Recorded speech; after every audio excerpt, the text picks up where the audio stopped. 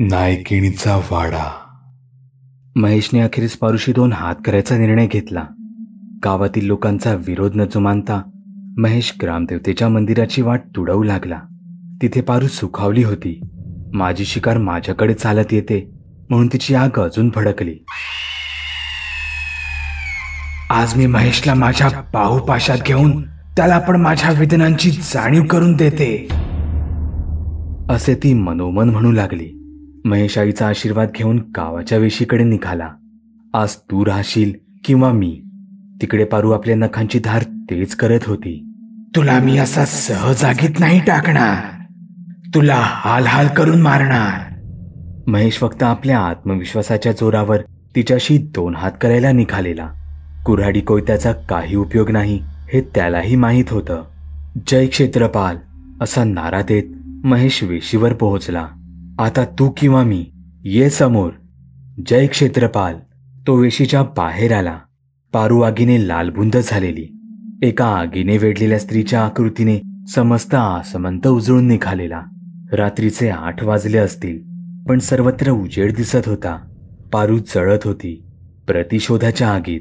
महेशचे स्वागत तिने जमिनीवर आगीचे एक रिंगण आखून केले. सापडलास ना माझ्या कचाट्यात. शिवा परब एव्हाना शुद्धीवर आला होता.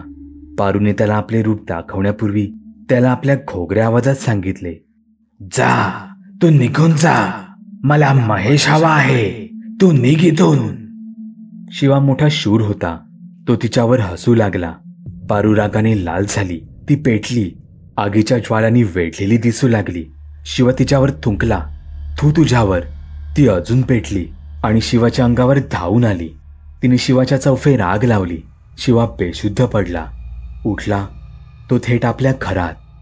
त्या गडबडीत शिवाने हेरले होते की ही बया आगीची बनलेली आहे, आणि जेव्हा माझी थूक तिच्या अंगावर पडली तिथला थंडावा तिला सोसला नाही आणि ती चिडून माझ्यावर धावून आली.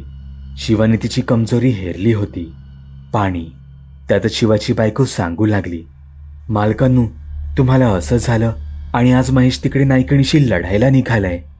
शिवाचा ताप उतरलेला, पण तो फार अशक्त झालेला, उसाच्या चिपाडासारखा झालेला. तरीही तो जीवाच्या कराराने उठला. धडपडतच निघाला महेशला भेटायला, पारूची कमजोरी उघड करायला.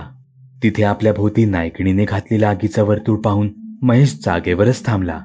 पण आता लढण्यातच शहाणपण आहे, आणि तेही अक्कल हुशारीने, हे तो समजून गेला होता. लढताना मेलो तर कदाचित तिच्या बदल्याची आग शांत होऊन ती गावकऱ्यांना त्रास देणार नाही.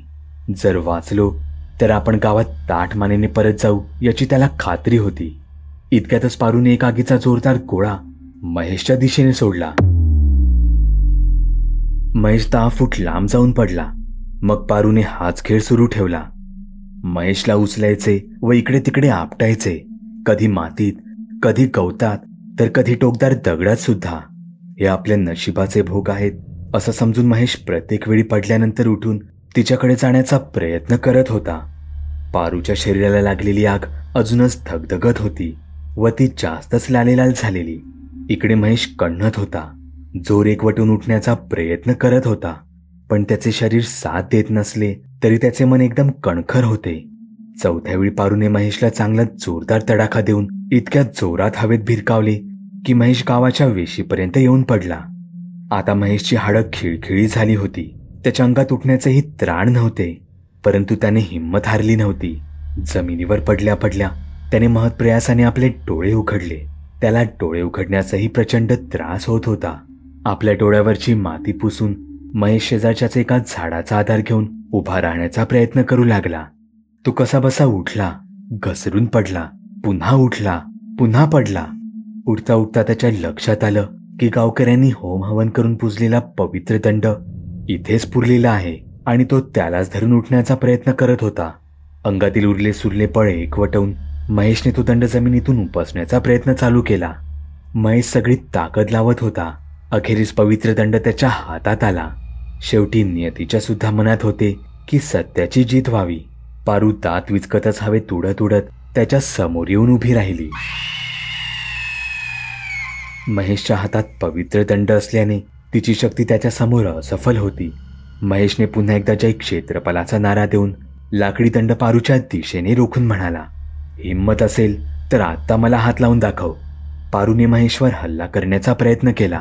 तिने सोडलेला आगीचा प्रचंड मोठा गोळा त्या दंडाला धडकून तिथेच 2 तुकडे होऊन जमिनीवर राख होऊन पसरला. तिने पुन्हा अजून एक आगीचा गोळा सोडला. महेशने चेंडू भिरकावतात तसे त्या आगीच्या गोळ्याला जोरदार तडाखा दिला. तो उलटून पारूच्या अंगाला जाऊन लागला.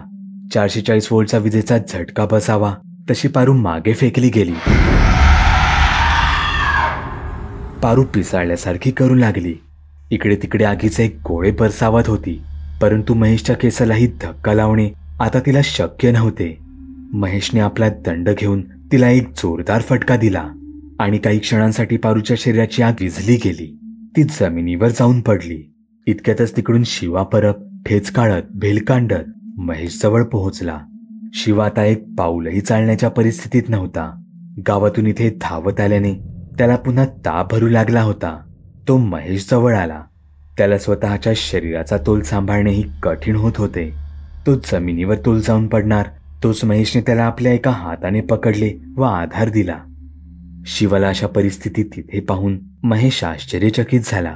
शिवा महेशच्या कानात बोलला, महेश भाऊ, ही चांडाळीन पूर्ण आगीची बनली आहे आणि आगीचा सगळ्यात मोठा शत्रू आहे पाणी.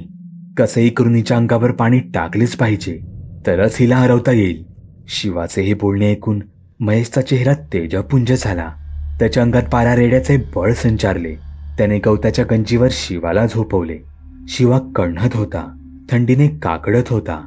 पडल्या पडल्या तो एकवीर आईचा धावा करू लागला. इकडे महेश दोन्ही हातात पवित्र दंड घट्ट धरून पारूच्या दिशेने चाल करू लागला. काही क्षणांसाठी पारूच्या शरीरावरील पूर्ण आग विझली गेली होती. याचाच फायदा घेऊन महेशने तिला सटासट फटके लावायला सुरुवात केली. प्रत्येक फटक्यासरशी पारूच्या शरीरावरील आग हळूहळू कमी होत होती व ती निष्प्रभ आणि अशक्त झाल्यासारखी वाटत होती. महेश तिला अधिक द्वेषाने मारत होता. त्याने तिला ढकलत एका मोठ्या डबक्यात नेऊन पाडलं. तापलेल्या तव्यावर पाणी टाकल्यावर जसा जोरदार आवाज होतो तसाच आवाज आसमंतात घुमून गेला. इकडे गावकऱ्यांना वाटलं, झालं, संपलं सगळं. आता महेशला पारूने जाळून टाकलं आणि त्याचा खेळ संपला. परंतु महेश पारूच्या अमानवी शक्तींवर भारी पडत होता. डबक्यात पडलेल्या पारूला पाण्याचा गारवा अजिबात सहन होत नव्हता, कारण ती पूर्णपणे आगीने बनलेली होती. आगीवर पाणी ओतल्यावर काय होणार तेच तिचे झाले. अख्ख्या गावाला आपल्या भीतीने त्रस्त करणारी पारू पुन्हा एकदा दयेची याचना करत त्यातून बाहेर येण्याचा अयशस्वी प्रयत्न करत होती. पारू पूर्णपणे निष्प्रभ झालेली आहे हे पाहून महेशने त्या दंडावरील एक धागा काढून तो पारूच्या गळ्याभोवती बांधून टाकला. आधीच पाण्यात पडून तडफडत असलेली पारू अजून मोठ्याने धाय मुकलून रडू लागली. पुन्हा एकदा महेश तिच्यावर भारी पडला होता. जसजशी पारूची शक्ती कमी होऊ लागली तसतसा शिवाचा ताप पसरू लागला.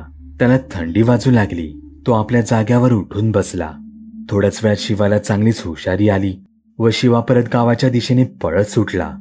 वेशीच्या आसपासच्या घरांची दारे मोठमोठ्याने बडवत त्याने सर्वांना बाहेर काढले. आधी सगळ्यांना वाटले, आता पारू नाईकणीचा फेरा आपल्या गावात आला. ती आपले दारे वाजून आपल्याला बाहेर काढत आहे असे बरेच जणांना वाटले. पण शिवा परब जीवाच्या आकांताने ओरडत होता. अखेरीस गावकरी बाहेर आले आणि शिवाच्या पाठोपाठ नाईकणीच्या वाड्याबाहेरच्या डबक्याभोवती जमले. इतके दिवस आम्हाला छळणारी पारू गळ्यात पट्टा घातलेल्या श्वानासारखी त्या घाणपाण्याच्या डबक्यात पडून होती. गावकरी तिची ही परिस्थिती पाहून हसत होते. इतके दिवस आम्हाला घाबरवत होतीस ना, बघ बघ आता तुझी स्वतःची काय परिस्थिती. साधी उठून बसण्याची ताकद तुझ्या अंगात राहिलेली नाही. शिवाने शेजारच्या विहिरीतील बादली काढून पारूच्या अंगावर पाण्याच्या बादल्या मोठमोठ्याने ओतायला सुरुवात केली. कुलकर्णी बुवांनी लगेच मंतरलेला अंगारा तिच्या अंगावर फेकून मोठमोठ्याने मंत्र म्हणायला सुरुवात केली.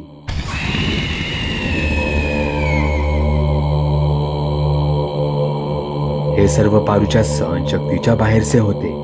उसने अवसान आणून पारू तिथून अदृश्य झाली आणि परत कधीच कोणालाच दिसली नाही. आपल्या गावावरील तिथे संकट टळले म्हणून गावकरी प्रचंड खुश झालेले. एकमेकाला टाळ्या देत मोठमोठ्याने आरोळ्या देत गावकरी वाड्याच्या विटा इतरत्र फेकून देत होते. आता महेश एकटा नव्हता, त्याच्यासोबत सगळा गाव कामाला लागला होता.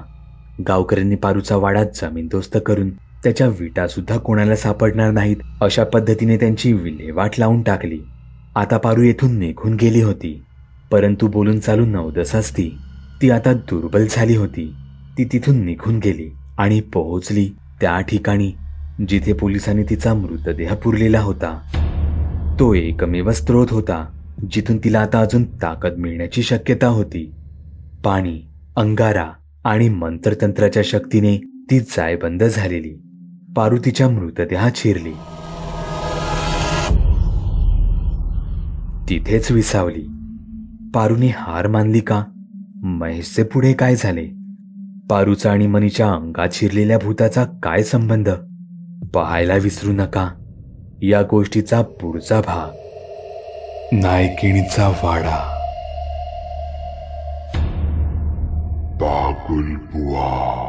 चॅनलवर अपलोड केलेल्या नवीन व्हिडिओची नोटिफिकेशन मिळवण्यासाठी चॅनल सबस्क्राईब करायला विसरू नका. व्हिडिओ आवडला तर आमच्या मेहनतीचा मोबदला म्हणून तो लाईक करून मित्रांसोबत जरूर शेअर करा.